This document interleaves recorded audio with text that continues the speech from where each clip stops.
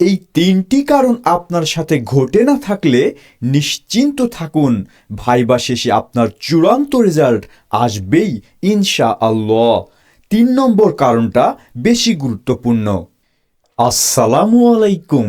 18তম নিবন্ধন ভাইবা চলছে।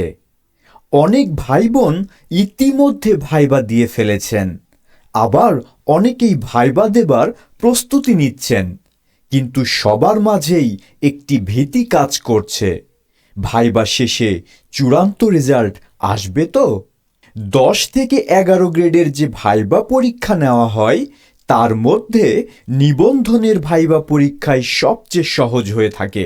এখানে ফেল করা খুব কঠিন কাজ, তবুও অনেকেই ফেল করে থাকেন। আমি বিশ্লেষণ করে 3টি কারণ খুঁজে পেয়েছি যার জন্য একজন ভাইবা প্রার্থীর ফেল আসতে পারে। এই 3টি কারণ আপনার সাথে ঘটে না থাকলে নিশ্চিন্ত থাকুন, ভাইবা শেষে আপনার চূড়ান্ত রেজাল্ট আসবেই ইনশাআল্লাহ। 3 নম্বর কারণটা বেশি গুরুত্বপূর্ণ। তার আগে চলুন প্রথম 2টি কারণ জেনে নেই। প্রথম কারণ, যে কারণে আপনার ভাইবায় ফেল আসতে পারে, আপনি যদি উপস্থিত না হন। বিগত 15, 16 এবং 17তম এই 3 বছরের ভাইবা ফেলের শতকরা হার ছিল 10%-এর মতো, যার মধ্যে ফেলের কারণ হলো অনেকের চাকরি হয়ে যাওয়ার কারণে আর ভাইবাতে অংশগ্রহণ করেন না, তখন তাদেরকে ফেল হিসেবে দেখানো হয়। তার মানে দাঁড়ালো, আপনি যদি ভাইবাতে অংশগ্রহণ করেন তাহলে পাশের সম্ভাবনা 90%-এরও বেশি। দ্বিতীয় কারণ, ভাইবা বোর্ডে আপনি যদি এমন কিছু আচরণ করে ফেলেন যা ভাইবা বোর্ডের স্যারদের দৃষ্টিকটু মনে হয়, তাহলে আপনাকে ফেল করিয়ে দিতে পারে, কিংবা আপনার বিষয়ের একেবারে বেসিক প্রশ্ন, যেগুলো না জানলেই নয়, এমন কোনো প্রশ্নের উত্তর না দিতে পারলে আপনার ফেল আসতে পারে।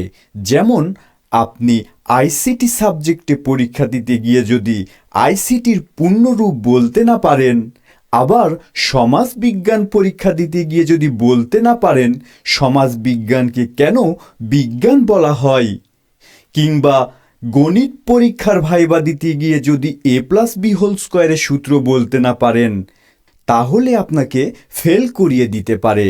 আর একজন রিটেন পাশ করে আসা ভাইবা প্রার্থীর কাছে এসব বেসিক প্রশ্ন একেবারে সহজ হয়ে থাকে, তাই ফেল করার কোনো সম্ভাবনা নেই যদি এসব বেসিক প্রশ্ন আপনি ভুল না করে থাকেন। তৃতীয় কারণ, এটি সবচেয়ে বেশি গুরুত্বপূর্ণ।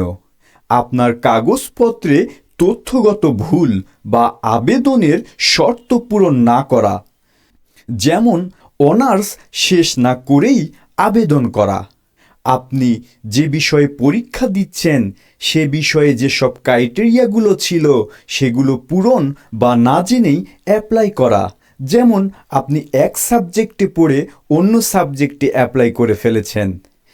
আবার ধরুন আপনি যে সাবজেক্টে ভাইবা পরীক্ষা দিতে গিয়েছেন আপনি সেই সাবজেক্টে অ্যাপ্লাই করার যোগ্যতা রাখেন না, এসব ক্ষেত্রে আপনাকে ফেল করিয়ে দিতে পারে।